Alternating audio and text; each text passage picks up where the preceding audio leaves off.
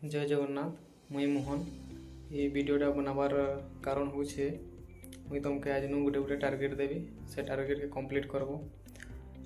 Target हूँ Sambalpur district home guard रो exam date बाहरी जाइए डिसेम्बर 10 तारीख अच्छे से आज नु गोटे गोटे टार्गेट कंप्लीट करिमा।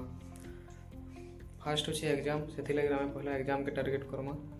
एग्जाम रे अच्छे रचना गोटे लिखमा 200टा शब्द विषय 200टा शब्द 30 मार्क आउ साधारण ज्ञान पढ़मा आम 20टा question 20 mark total 50 mark exam अच्छे।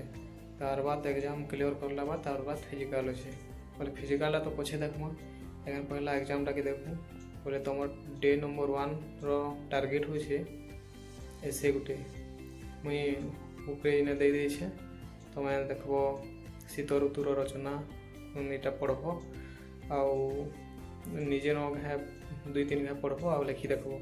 तार बाद साधारण ज्ञान भी दे देछे 1 ରୁ 20टा क्वेश्चन अच्छे आउ आंसर से पढ़ब तुम आउ टार्गेट कंप्लीट करब।